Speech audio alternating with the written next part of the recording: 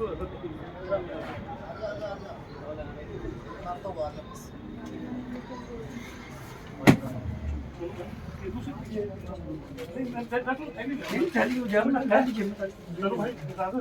मैंने आपको देना ना। अरे हो जाएगा यार, हो जाएगा। ले जाओ ना, भी क्या फायदा। अरे हो जाएगा यार। ले जाओ कोई सी बात नहीं। क्या बात है फिर? पत्नी आप अपना करें, जो आपको सवाल करना है बेहिचक करें, आपको हर बात का जवाब मिलेगा। हाँ, मैंने पहले सोचा था कि मैं थोड़ा सा इंट्रोडक्शन लूं, फिर मैंने सोचा नहीं, ये रॉ ही रहेगा सर, और रॉ लेवल पे ही दिखाते हैं। सवाल हमारे होंगे, मैं इनके बारे में कुछ नहीं जानता, सुबह सिर्फ आवाज के अलावा मुझे कुछ नहीं पता, और इंट्रोडक्शन हमारे ऐसे ही हुआ था। ऐसे ही हुआ था सर। बिल्कुल ऐसे। आपके साथ मान की बात हो रही है सर, जी। और बीसीडी चल रहा है सर। जी जी। ये चल रहा है बीसीडी, और बीसीडी इस बार हिला देंगे।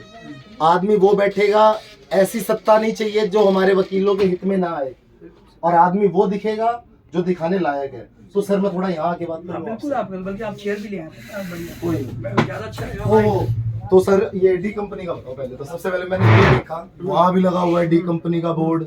नायक साहब का ये है SS नायक एंड हाँ जी, कंपनी कंपनी नायक, सूरज सिंह नायक, वो देखिए हमारे वो पिताजी, हमारे पिताजी थे। ये तो ये बाबूजी, हाँ जी बाबूजी, देखो ये हमारे पिताजी थे। वीडियो बना, सिर्फ वीडियो, फोटो नहीं खींची। ना वीडियो लिए। ये हमारे पिताजी थे। बाबूजी भी एडवोकेट। हाँ, सन 1970 से वो प्रैक्टिस में थे। अच्छा अच्छा। तो मैं आया प्रैक्टिस में जब मैंने 12th करी, तो मैंने जो ग्रेजुएशन में ठीक ठाक से नंबर थे, तो 98 में लॉ में एडमिशन लिया। 99 में हमारे साथ एक वकील साहब होते थे AP सिंह जी, तो उन्होंने कहा कि आप लखनऊ यूनिवर्सिटी का भी बहुत नाम है, आप वहाँ से क्यों नहीं लॉ करते हो? ठीक है, वहाँ से कर लेते। मैं एडमिशन लिया, 3 साल वहाँ मेहनत करी, और उस दौरान फिर बीच में हमारे पिताजी का देहांत हो गया 2001 में, 11 जनवरी 2001। सर किस तरह वो क्या हुआ? वो हृदय गति, आजकल आपको पता ही हुआ, हार्ट अटैक ही सबसे ज़्यादा रहता है। तो वो गुजरने के बाद मेरे ऊपर जैसे ये लगा लो कि सारी परेशानियाँ, सारा इधर उधर की जिम्मेदारियाँ, उनका सब मेरे ऊपर आ गया। फिर 2003 में अपनी वकालत पूरी करी। जी सर। हमारे पिताजी हमें ये वाला चैम्बर देकर गए थे, ये जो साइड आप देख रहे हैं। अच्छा अच्छा अच्छा। फिर उसके बाद मैंने करा, धीरे धीरे करके मैंने 2014 में 16 में हमारे एक बगल में वकील साहब बैठते थे, इलाहाबाद साहब। जी सर। बहुत अच्छे गुणी व्यक्ति थे। अच्छा। वो गुजर गए, तो उनके बच्चों से मैंने पूछा, अगर आप हम चाहो तो आप हमें चैम्बर दे दो। उन्होंने हमें दे दिया, तो आज ये चैम्बर डबल जाट है, देसी आदमी, दिल के साफ होते दिल हैं। के साफ होते हैं। तो उनकी बेटी ने हमें बड़ी वो करी, तो ये आज ये डबल चैम्बर हो गया। जी सर। और आज उसके बाद अब ये आपके सामने है। तो इस तरह से दौर चला। 2003 में वकालत स्टार्ट करी। जी सर। धीरे धीरे जैसे हर नए बच्चे के साथ होती है, हमारे साथ भी जिन दुनिया भर की परेशानियां रही, कोई सिखाने वाला नहीं, और सीखने का जज्बा था, तो हम अपने जितने भी सीनियर होते थे तो उनके आसपास जाके उनके साथ बैठ जाया करते थे। क्योंकि चैम्बर होने की वजह से ये होता था कि हम ज़्यादा टाइम बाहर उनके साथ रह नहीं सकते। जैसे परमानेंट आप किसी के नीचे एसोसिएट बन जाते, जूनियर बन जाते, वो काम कभी नहीं कर पाए। जी सर। चलते रहे धीरे धीरे कारवां। अपने कुछ दोस्त मिले जिन्होंने मेरे पिताजी के जाने के बाद मेरी ऑफिस संभाला, जैसे जीवन पाल सिंह थे, अनिल भैया थे, जतिन वसीम थे, तरुण भट्ट थे। तो बहुत सारे लोगों ने हमारी बहुत मदद करी। तो उस तरह से धीरे धीरे करते करते 2003 का वक्त कब आ गया पता नहीं चला। एग्ज़ाम देकर पहुंचे, एनरोलमेंट कराया, और उसके बाद फिर वकालत स्टार्ट कर दी। तो उन लोगों ने जो साथ दिया, उस चीज़ को धीरे धीरे करते करते आज हमारी ये है कि मैं आज करीबन हमारे इस ग्रुप में 400-500 आदमी हैं। अच्छा, तो ये डी कंपनी ये है। हाँ, तो ये जो डी कंपनी है, वो डी कंपनी का मतलब ये है कि डी फॉर दुष्यंत कंपनी, और डी कंपनी से मतलब अब असल में क्या होता है, देखिए आजकल का जो जमाना है, आजकल ये होता है ना, हर चीज़ है कैची होनी चाहिए। अब डी कंपनी एक नेगेटिव चीज़ के लिए दाऊद की कंपनी कभी रहा करती थी, हमने यहाँ उसको एक पॉजिटिव रूप दिया कि दुष्यंत की कंपनी, और एक लॉयर्स की फर्म, एडवोकेट्स और सॉलिसिटर्स, हमारी लॉयर्स फर्म बनाई हमने। बाकायदा इसमें हमारे मेंबर्स हैं जो करीबन आज की डेट में 200-250 हैं, और हम टाइम टू टाइम हर साल इसका एक सेलिब्रेशन भी करते हैं। जी सर। ये क्योंकि ये बनी भी मेरे 14 नवंबर 2014 को थी। Okay sir. मेरे बर्थडे वाले दिन ही बनी थी। तो आज इसको बने हुए भी 11 साल हो गए। ओके। तो ईयरली बेसिस पे हमारा ये चलता है, हम इसमें प्रोग्राम करते हैं, एक गेट टुगेदर रखते हैं, इस तरह से हमारी। तो सर इस बार की पार्टी के लिए मैं लेट हो गया ना? हाँ, इस बार आप लेट हो गए। 14/11/2000 वहाँ उधर चाय उधर रखना, हॉस्टल फीकी चाय पहले लग दी उनको। तो 2014 से ये हुआ। उसके बाद कुछ हमारे अजीज मित्र हमसे जुड़े जिन्होंने इस चीज़ को और हमारा बढ़ा दिया। एक यहाँ रखो, कैमरामैन साहब प्लीज रखो। तो बस इस तरह से चलता रहा। अब आप कुछ सवाल करें तो मैं आगे आपको बताऊं। सर सवाल तो अभी आज सवाल वाला दिन नहीं है सर, सवाल वाला दिन भी आएगा। आज सिर्फ आपके बारे में बात करेंगे। मुझे अपने वकील भाइयों को जो ग्राउंड लेवल पे और जो यूथ आ रखी है और जो हमारे बड़े हो रखे हैं, बुजुर्ग हो रखे हैं, उन सब के लिए सिर्फ ये दिखाना है मेरे लिए मेरा दुष्यंत नायक मेरा ऐसा हिस्सा है जो मेरी बार को जोड़ के चलेगा। देखिए मैं आपको बताऊं, इस चीज़ का है ना, मैं जवाब ना देके है ना, आपने खुद मेरे अभी जो आपने पीछे आपने पोस्टर दिखाया ना जी साहब, आप ये आपने बहुत सारे वकीलों से मिलोगे, बहुत सारे लोगों के दिखोगे, आप इस चीज़ को खुद देख सकते हो कि किसी की चैम्बर में इतनी बड़ी लिस्ट, ये और ये लिस्ट भी 2016 की है। अच्छा। मैं 2025 की नहीं बता रहा, अपडेटेड नहीं है अभी, अपडेटेड नहीं है अभी ये लिस्ट अपडेटेड नहीं है। घर बहुत बड़ा हो रखा है। हाँ, इसलिए बता रहा हूँ वो करीबन 450-500 लोगों की लिस्ट है। जी सर, हाँ मैं ले लूँ। तो वो लिस्ट आपको मैं असल में क्या है ना, कुछ क्या होता है लोगों की नजर लग जाती है, बिल्कुल इसलिए नहीं लगाता, दूसरी लगेगी क्योंकि देखो उससे पुरानी वाली लिस्ट भी पीछे लगी हुई आप देख रहे हो। ओके सर, ये उस समय की थी जिसमें हमारे साथ 70-74 बंदे थे। ये आपकी लिस्ट है करीबन 2012 के आसपास की, फिर ये 2016 की है, अब 2025 की मैं सोचा इलेक्शन के बाद ही लगाऊं तो बढ़िया रहेगा। कभी वो हमारा बोर्ड कभी आप देखो तो उस समय थी। तो ये छोटी छोटी चीज़ें हैं। दूसरा क्या है कि आपने कहा कि वकीलों के लिए करने वाली बात है, तो मैं शुरू से ही मेरी एक आदत रही है कि मुझे ना, क्योंकि जैसे मैंने खुद वकालत स्टार्ट करी तो यंग बच्चा जो आता है ना उसकी एक बड़ी समस्या रहती है कि सबसे पहले तो उसे ये ढूंढना पड़ता है जो लिटिगेशन में फर्स्ट जनरेशन है कि मैं जाऊंगा कहाँ, फिर बैठूंगा कहाँ, फिर घर वाले ने किराया तो दे दिया, ये जो जैसे हम चाय पी रहे हैं साथ में, इसकी बहुत कीमत है। इसकी चाय तो हम पीते हैं पर कोई साथ में पीने वाला मिल जाए तो कितना अच्छा लगता है। इतनी सुंदर बात कर रहे हो सर। तो वो और उसके बाद उस चाय के साथ क्या होता है मैं आपको बताऊं, आजकल हमारे टाइम पे जब हम जिस दौर में तो ना, कोई हम किसी ने कोचिंग इंस्टीट्यूट नहीं खोल रखा कि आएगा बच्चे को सिखाएंगे वो करें, उसको सीखना ही इस चाय पे होना होता है। कोर्ट के अंदर जाता है वो फाइल पकड़ के खड़ा होता है, पर किसकी फाइल पकड़ेगा? जिसके पास काम होगा। बात कहाँ पे होगी? जहाँ काम होगा। डिस्कशन कहाँ होगा? जहाँ लोग होंगे। तो ये हमारा कहते हैं ना, जैसे ये जो चैम्बर है ये एक नहीं, एट अ टाइम यहाँ पे कभी आप वर्किंग डेज में आना, आपको छुट्टी का दिन है तो आपको करीबन 20-25 लोग हमेशा यहाँ मिलेंगे। अच्छा, जुड़ा हमेशा। और वो 20-25 लोगों का क्या हिसाब है कि वो सब अपना कोई अपना कि सर आज मैं उस कोर्ट में गया था, कोई कहता सर मेरे पास ये वाला केस आया है सर मुझे। तो यहाँ पे ये सारे लोगों का लिखने की एक वजह खास ये भी है कि कल को ये कोई ना कहे कि मेरा चैम्बर नहीं है। जी सर, आप बाहर जाके देखो बोर्ड पे दुष्यंत नायक का नाम नहीं है। जी sir, Dushyant Nayak and company, SS Nayak and company, SS Nayak and company. अभी भी जो लगा हुआ है बोर्ड वो सिर्फ इसलिए वो सिर्फ इलेक्शन की वजह से लगा हुआ है, वरना आप अभी मेरे को मैं आपको पुरानी फोटो दिखाऊंगा तो उसमें लिखा होता है एसएस नायक एंड कंपनी। जी सर, मैं कभी भी अपने नाम का बोर्ड नहीं लगा।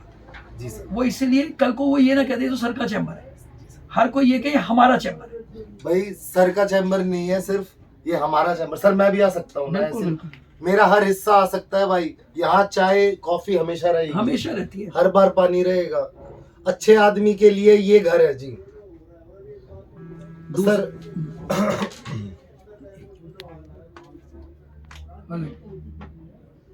हाँ जी नमस्कार जी, बताइए। तो हम लोग बाबूजी से बात करते हैं। बाबूजी भी एडवोकेट हैं। सर आपका क्या? राजू खन्ना। तो आप 2003 का ही मेरा भी अपॉइंटमेंट है। जी सर, ठीक है, आज मुझे भी इस लाइन में 22 साल हो चुके हैं। जी सर। और ना सिर्फ ये इलेक्शन की बात चल रही है, दुष्यंत को मैं खाली दुष्यंत नहीं कह सकता, दुष्यंत भाई कह सकता हूँ। रीजन ये कि इनसे मेरा खून का रिश्ता नहीं है, जी सर, लेकिन जो प्यार और जो इन्होंने स्नेह दिया है जी सर, हमेशा, हर टाइम, हर चीज में, तो उसके लिए खाली दोस्त कहना पूरा रहेगा नहीं। सही कह रहे हैं।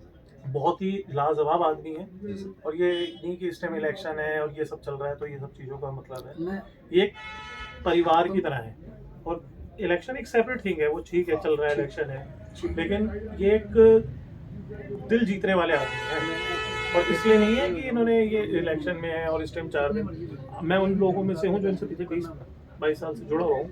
तो आप अगर जिन लोगों को आप थोड़ा भी इन लोगों से टच में रहेंगे जो इनको जानते हैं, वो आपको बता देंगे कि ये इलेक्शन में नहीं, और इनमें सबसे बड़ी बात जो है मैं आपको बता देता हूँ, दो चीज़ें आपको इनमें मिलेंगी। इनमें एक तो अहंकार नहीं है किसी चीज़ का कि अपनी पोस्ट, सर वो तो मुझे दिख गया सर। पहली चीज़। वो तो दिखा। दूसरी चीज़ ये बता देता हूँ मैं आपको, इनका एक हेल्पिंग नेचर है।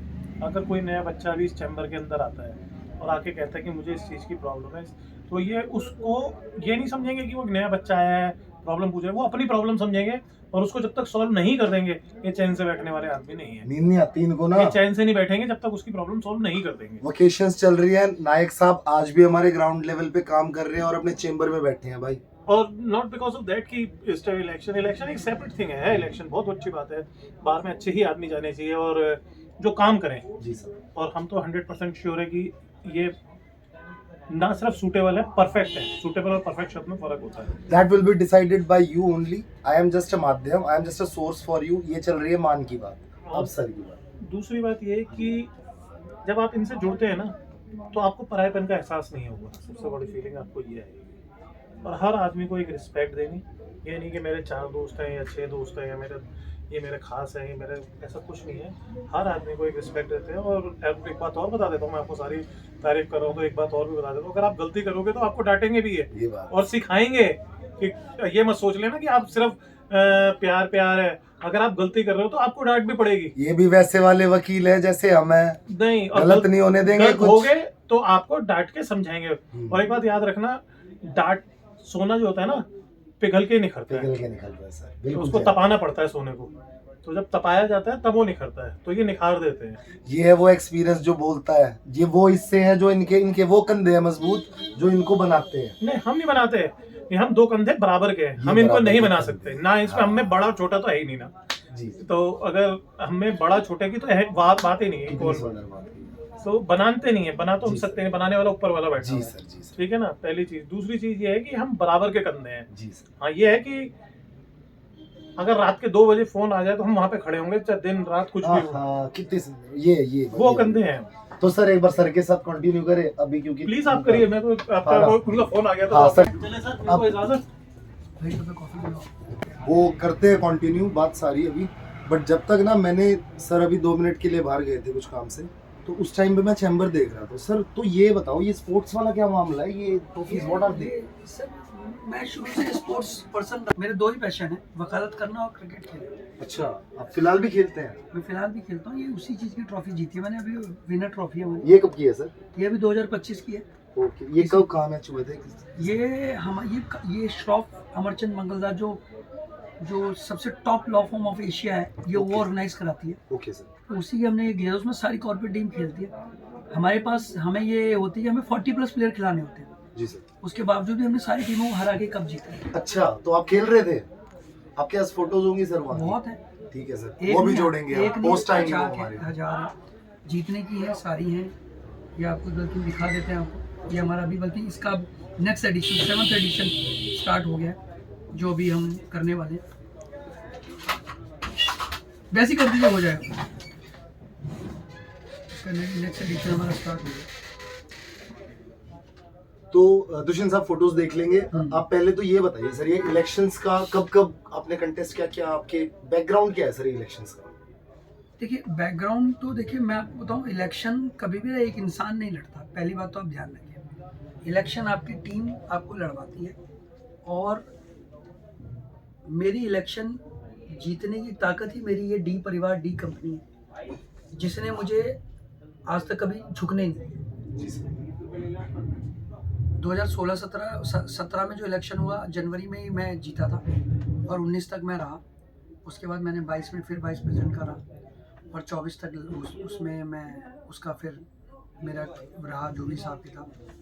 और अब मैं इस बार इसका BCD का लड़ रहा हूँ, और ये भी टीम की वजह से लड़ रहा हूँ। अच्छा।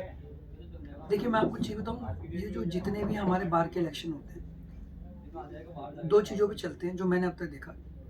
एक कास्टिज्म पे चलता है, जो कि हमारी ये दुर्भाग्य है। दूसरा काम पे चलता है कि आपने क्या करना है। अब आप मेरा नाम जैसे जानते हैं, दुष्यंत नायक है। जी सर। नायक से किसी को नहीं पता चलता कि मैं ब्राह्मण हूँ, क्षत्रिय हूँ, या मैं वैश्य हूँ, या मैं दूसरा अपना और अन्य जो भी हमारी जो होती है कि वर्किंग क्लास होती है, तो उसमें तो।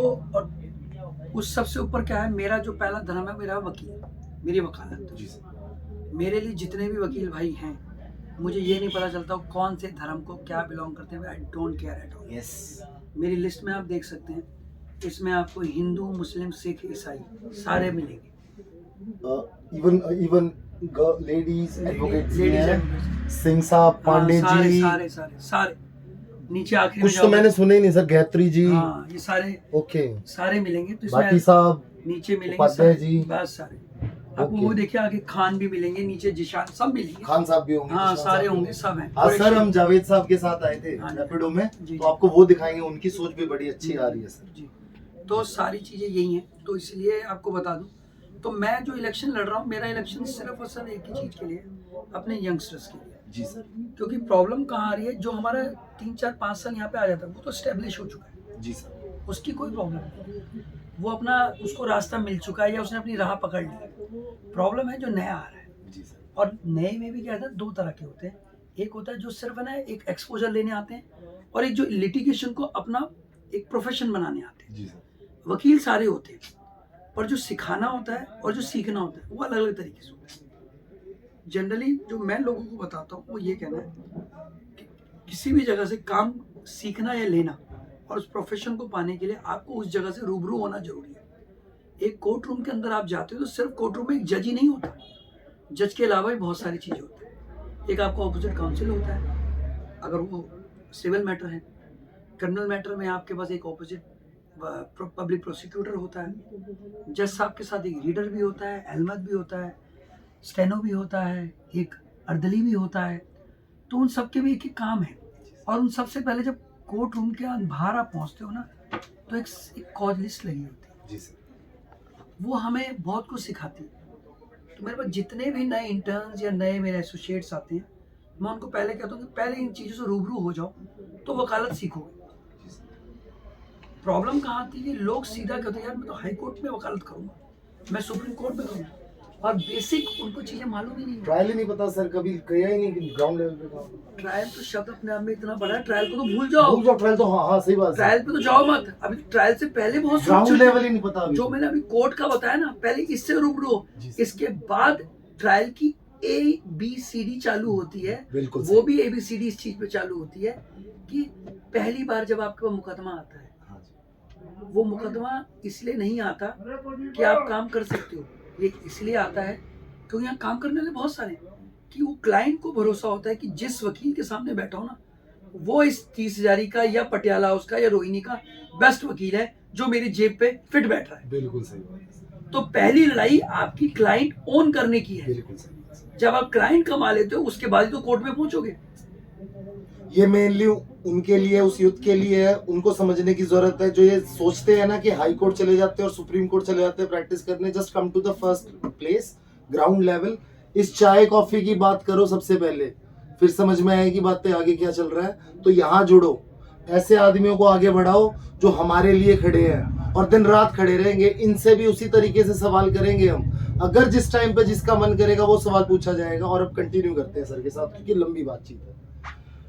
जी सर। तो डिस्ट्रिक्ट कोर्ट में मेरा मानना है कि कोई भी वकील अपनी डिग्री को जस्टिफाई तभी कर सकता है जब उसने अपने कैरियर में कम से कम एक केस शुरुआत से लेकर अंत तक लड़ा हो और एक न्याय दिलाया हो, इररिस्पेक्टिव कि वो केस हारे, उसके फेवर, हारना शब्द नहीं होता, इन फेवर में हो या अगेंस्ट हो।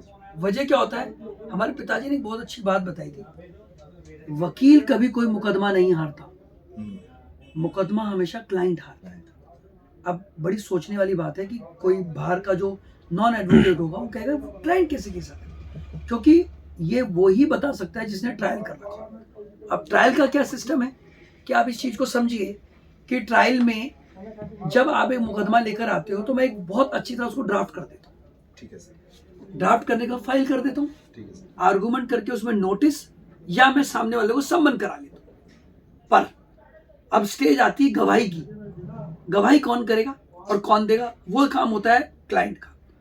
अगर वो अपने फैक्ट्स को, अपने जो उसके केस को बनाए, वो अगर बताता है और वो उन पे टिका रहता है और ऑपोजिट काउंसिल उनको क्रॉस एग्जामिन करके नहीं ला पाता तो वो तो फेवर में हो जाता है। पर अगर आपका क्लाइंट आपके पास एक झूठी पत्री लेकर आया हो और झूठ की बुनियाद लेकर आया हो, तो वो झूठ की बुनियाद ज्यादातर टिकती नहीं है, क्योंकि हम अगेंस्ट में भी होते हैं, हम कभी टेबल के उस तरफ होते हैं, कभी टेबल के इस तरफ होते हैं। तो इसीलिए वकील कभी अपनी मेहनत कम नहीं करता।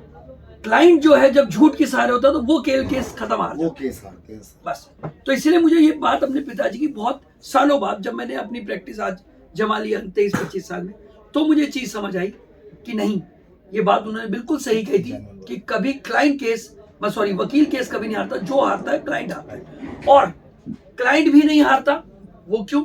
सपोज आपने एक MM कोर्ट में एक केस आपके खिलाफ हुआ, आप वो सेशन में अपील कर लो, सेशन में हुआ, उसके बाद आप हाई कोर्ट में कर लो, डबल बेंच में कर लो, उसके बाद सुप्रीम कोर्ट में कर लो, और उसका ठीक है। तो जब आपकी अपील एडमिट होती जाती है, आप न्यूट्रल उस पर आ जाते हो, तो आप हारते हो नहीं। अब ये क्लाइंट की पावर है, उसकी अपनी एक वो है कि उसको कितना वो अफोर्ड कर सकता है और न्याय के किस दरवाजे तक वो पहुंच सकता है, कि क्या वो टॉप मोस्ट दरवाजे तक पहुंच सकता है, नहीं पहुंच सकता। और जो सच की लड़ाई लड़ते हैं वो टॉप मोस्ट तक पहुंचते हैं। तो यहाँ से ये स्टार्ट होता है हमारा काम कि वकालत कैसे लड़ी जाती है। तो उस सब को लड़ने से पहले आपको कोर्ट से रूबरू होना है, अपना एक ट्रू फैक्ट्स को पता चलना है, और वकील के साथ और क्लाइंट का जो रिश्ता है, वो बॉन्ड किस हद तक जाना चाहिए, बार बेंच की रिलेशनशिप कैसी होनी चाहिए। ये नहीं कि आपके क्लाइंट में फेवर में ऑर्डर नहीं हुआ, आप जज साहब से भिड़ जाओ। देखो, उनके पास एक कलम की ताकत है, आपके पास अपने दिमाग की ताकत है। उनकी कलम को चैलेंज करने के लिए आप अपनी हायर अथॉरिटी में, हायर कोर्ट में, even then up to apex court, आप उसको अपने अपील और उसको कर सकते हो, ऑर्डर को चैलेंज कर सकते हो। सुप्रीम कोर्ट की बात करें, ऑर्डर चैलेंज कर सकते हो। एपेक्स कोर्ट से मेरा मतलब supreme court. Apex court means supreme court. तो सर दुष्यंत साहब, वैसे नायक साहब वैसे बात करते हैं, थोड़ी सी वैसे वाली बात करते हैं आपके साथ। आप ये बताइए, पूरे दिन में क्या खाने का रूटीन आपका मैनेज हो पा रहा है या नहीं हो पा रहा है काम के नहीं चक्कर होता में? मेरा, मैं आपको बताऊं, हमारा जनरली 1:30 से 2 का लंच टाइम होता है। जो लंच टाइम मुझे, मतलब अगर मैंने पिछले इस दिसंबर, चलो मैच पे 2025 जाने वाला है, मैं 2025 में बात करूं तो मैंने शायद 50 दिन मुश्किल से खाना 1:30 बजे खाया होगा। बिल्कुल जनरल। ग्राउंड लेवल पे काम ऐसे होते हैं जी, ग्राउंड लेवल के आदमी चाहिए। हम लोगों को वो मुंह नहीं चाहिए जो BCD में बैठ तो गए, बिठाए हमने हैं पर हमें भूल गए हैं। हम उनको सबको याद दिला देंगे, मुश्किल हो गई है, अब वैसे वाले लोग आ गए, हम यूथ हैं, हम जुड़ गए हैं। गलत कर रहा हूँ दुष्यंत साहब मैं? देखिए, मैं किसी एक काम के वो कहते हैं ना, आंकलन करना मेरा काम नहीं है। वो हमारे वकील भाइयों का, बहनों का काम है। तो मैं उस बारे में कोई नई टिप्पणी करना चाहता, पर मेरा सिर्फ इतनी सी बात है कि अगर आप चाहते हैं कि आपको एक ऐसा बंदा मिले जो आपकी आवाज़ हर वक्त आपके साथ खड़ा हो, आपको आवाज़ को सुने और आपकी प्रॉब्लम को जड़ से समझे। वजह क्या होती है, मैं आपको चीज़ बताऊँ। आप जैसे अभी आप मेरे चैम्बर में, आप देख लिया आपने 30 जारी के, बिल्कुल मैं हमेशा यहीं मिलता हूँ। बस जब नहीं मिलता तो या तो मैं किसी कोर्ट में काम कर रहा हूँ या किसी दूसरे कोर्ट में मेरा काम चल रहा है। पर मुझे वकील होने के साथ साथ अपने नए वकील या कोई भी पुराने वकील की प्रॉब्लम का बहुत अच्छी तरह पता है। कोई वकील है ना, आपके पास काम नहीं मांगने आता, ये चीज ध्यान रखना। किसी भी ओहदे में पहुंचने वाला वो सिर्फ क्या मांगता है, ये कि मुझे उस कोर्ट के अंदर मुझे जज साहब ने इस तरह से मुझे एड्रेस नहीं किया जो कि रिस्पेक्टफुल मैनर में होना चाहिए था, या कोई मिसअंडरस्टैंडिंग हो गई, या मैं जिस मोहल्ले में रहता हूँ वहां पे पुलिस वाले या मेरा पड़ोसी मेरे पे दबाव बना रहा है, या मैं बीमार हूँ तो मेरे यहाँ से बार काउंसिल ऑफ दिल्ली या किसी एसोसिएशन से मुझे मेरी एक मेडिकल रिलीफ के लिए मुझे एक रिलीफ फंड मुझे रिलीज करा दे। बिल्कुल सही बात है। इसके अलावा एक वकील को कुछ नहीं चाहिए। जो चाहिए वो हमारे नए वकीलों के लिए चाहिए, और नए वकील के लिए सबसे पहले जरूरी है कि उसको एक ऐसा प्लेटफॉर्म मिले जहां उसको ये बेसिक चीजें सिखाई जाए। और ये काम सिर्फ और सिर्फ बार काउंसिल ऑफ दिल्ली में आकर ही हो सकता है। वजह क्या है, क्योंकि एसोसिएशन अपना काम बढ़िया कर रही है, वो लोगों को सीट, पानी और क्या कहते हैं अपना बिजली, बैठने की जगह, उन सब चीजों को वो कर रही है। तो उन सब चीजों के लिए तो आप एसोसिएशन कर रही हैं, पर जो एक यूनिवर्सल यानी एक जो बार काउंसिल ऑफ इंडिया है जो ऑलरेडी पूरे ऑल ओवर इंडिया चलती है, और उसके ऊपर जो हर स्टेट की बार काउंसिल ऑफ ये दिल्ली जैसी बनी हुई है काउंसिल्स बनी, इनका जो बड़ा रोल है, ये बड़ा अहमियत रोल है कि ये अपना रिप्रेजेंटेशन सरकार को भी दें और बीसीआई में भी दें। सर इसी से ना I am so sorry too नहीं please I am so sorry. तो सर जरूरी एक सवाल आया तो एकदम बोलिए, पूछना जरूरी है। तो सर बीसीडी का क्या काम है एक वकील के लिए, क्या बीसीडी क्या रोल प्ले करती है, पहले ये भी समझाना बहुत जरूरी है। देखिए मैं आपको चीज़ बताऊं, मैं तो वैसे भी इस बार पहली बार इलेक्शन लड़ रहा हूँ। मैं पिछले 3 इलेक्शन देख चुका हूँ, 2003, 9 और 18, और सब इस बार जो सबसे ज़्यादा काम करने को मिला 2018 में, वो कोविड पीरियड में हमें देखने को मिला। पर जो देखा वो बहुत बुरा देखा कि वकीलों को पैसा दिया गया, उनकी लिस्ट पब्लिश कर दी गई, हमने इनकी इतनों को पैसा दिया। भाई कोई गरीब है, कोई मजबूर है, तो उसका नाम पैसों के साथ क्यों डाला गया? सिर्फ इसलिए कि तुम्हें अपनी नेतागिरी चमकानी थी कि हमने पैसे दिए। चलो मैं कहता हूँ कि शायद किसी ने उनको बोल दिया हो पूछने के लिए, या क्या ये काम कर दिया हो कि भाई आपने कितनों को पैसा बांटा, या कल को आपको ऑडिट हो जाए। तो आपने जिसने पैसा लिया वो लिस्ट आपके पास ऑलरेडी है। आप सिंपल भी लिख सकते हो, हमने 4,000, 5,000, 10,000 वकीलों को पैसा बांट दिया है, और जिसको इस लिस्ट के बारे में जानकारी चाहिए वो आकर अपना देख ले।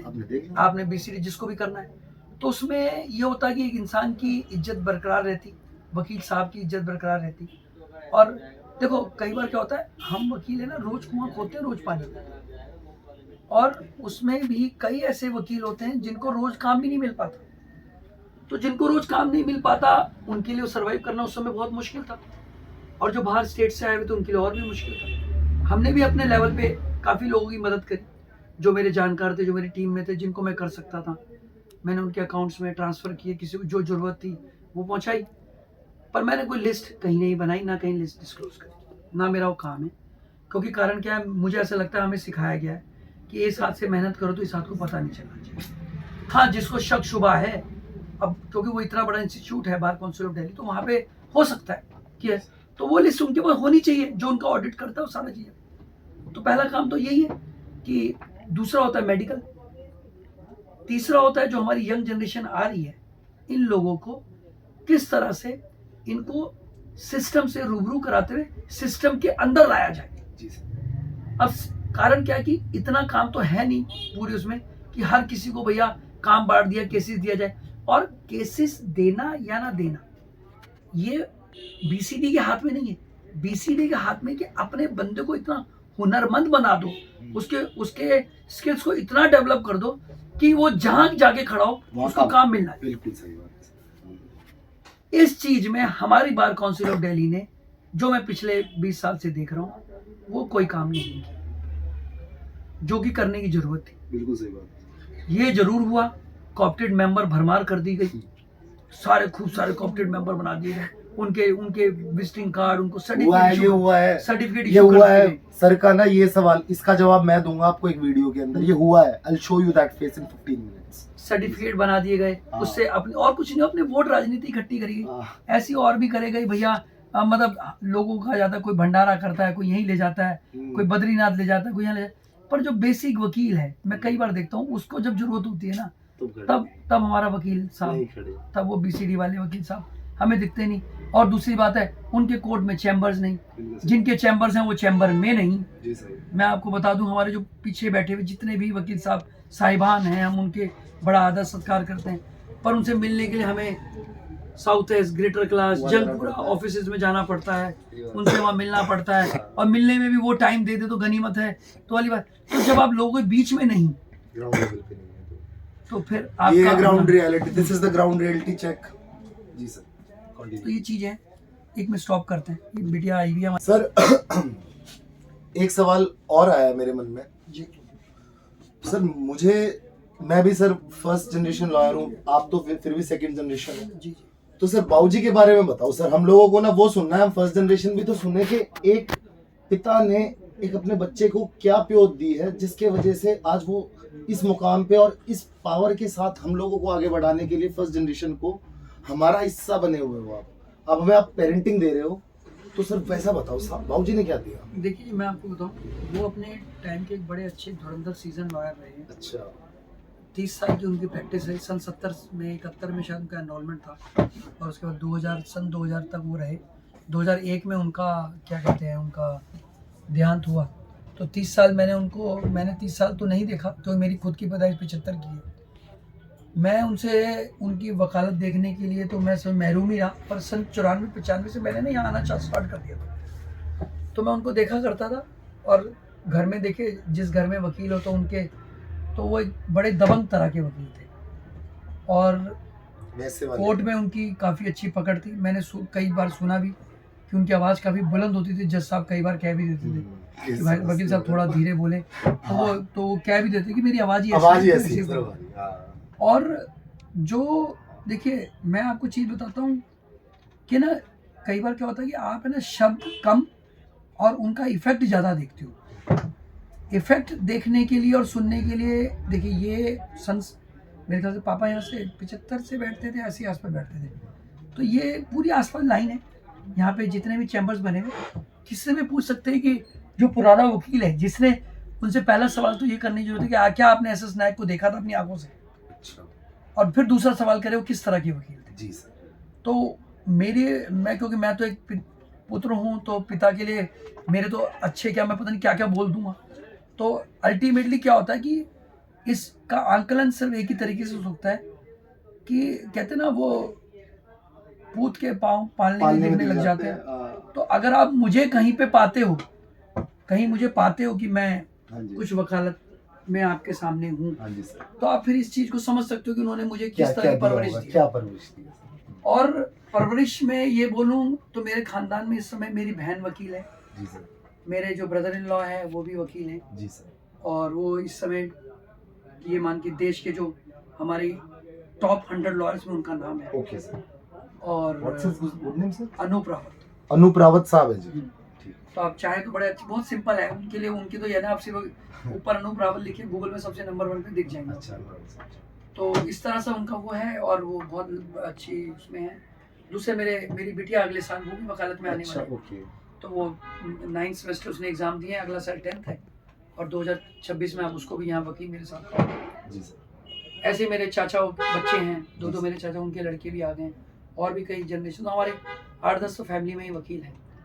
तो बस ये देखिए, ये सब चीज़ें बताने की वजह आपको ये है कि आपको सवाल था कि आपके पिताजी कैसे हो, क्योंकि he was the only lawyer जब वो आए थे उस उत्तराखंड के एक ऐसे एरिया से जहाँ पर मतलब खाने पीने की भी क्योंकि कमियाँ रहती थी, किसान इंसान के पुत्र थे, तो करते करते आज उन्होंने सारा ये सिस्टम बनाया और आज वो यहाँ पे मुझे इस मुकाम पे मैं आज हूँ तो 110% उन्हीं की वजह से। मेरे पास चैम्बर से लेके कोई भी चीज़ लेके मैं कहूँगा वही है, उनकी वजह से मैं यहाँ। जी सर। तो सर आज का सेशन तो अभी तक तो यहाँ it is not the end, it is just the starting, और ये चीज बहुत लंबी और फरवरी तक चलेगी till the last day, and things are very much great coming, the concept is very different, nobody can copy it, and we will share everything sir. आपको सर स्क्रैच डाउन कर देंगे जस्ट लाइक अ वुंड ना sir, scratching like a wound, it will keep hitting people who are at the best place but doing wrong things. It is important for them to understand that they are doing not the great things, sir. We are here on the ground level for every advocate. और sir वो face आप है sir, मुझे बड़ा अच्छा लगा। मान की बात है सर, ये मन की बात नहीं है सर, ये मान की बात है। मैं एक वो छोटा सा वकील हूँ जो उन नीचे वाले जिनको ये सोचते हैं ना कि कोई वकील है, ये है वो है, जिनके दिमाग में ऐसा वैसा फितूर बड़ा हुआ है ना, जिसके दिमाग में फितूर है ना सर कि वकील पावर नहीं है, हर वकील एक है, जुड़ के चलेंगे। नायक साहब मेरा वो हिस्सा है जो आप लोग देखोगे। तो आज यहाँ मान की बात को यहीं खत्म करते हैं। नायक साहब आपको कैसा लगा मान? बहुत बढ़िया, बहुत बढ़िया। आपका छोटा भाई, नहीं आशीर्वाद दो। जब वकालत कर लेते ना, मेरा एक बड़ा सिद्धांत है छोटा सा। जी सर। मेरे पास कोई भी नया बच्चा है या हुआ है, द मोमेंट डिग्री मिल गई, जी सर, हम बराबर प्लेटफॉर्म पे खड़े हैं। जी सर। हमारे बीच में सिर्फ जो फर्क है वो है तजुर्बे का। आपकी इज्जत हैसियत उतनी जितनी मेरी, तो इसलिए आपके हमारे बीच कोई फर्क नहीं, कोई छोटा नहीं कोई बड़ा है। सिर्फ जब कोर्ट के अंदर खड़ेंगे तब हम एक दूसरे को छोटे भाई और सर करके एड्रेस करेंगे, दैट्स ऑल। नहीं सर, मेरी तो जो सोच है ना, मेरे तो इतना है कि देखो जैसा मैं जुड़ के चलता हूँ, मैं अपने माँ बाप को पहले हूँ सर, मैं बाद में। और हम लोग ऐसे ही हैं जी, हम लोग ग्राउंड, हमारे पैर टिके हुए हैं, हम टिका के चलते हैं पैर। और हाँ, कोर्ट रूम की मैं गलती मानूंगा सर, मैंने बहुत मैं कोर्ट रूम में सर वैसे वाला हूँ।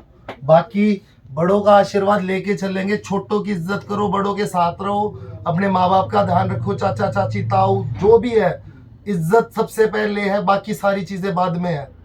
ये चीज बात है। नायक साहब, बड़ा अच्छा Thank you. लगा आपके साथ Thank you so मिलके। much. इट इज मुझे- great meeting you sir. Same is ठीक है, थैंक यू राम राम जी। राम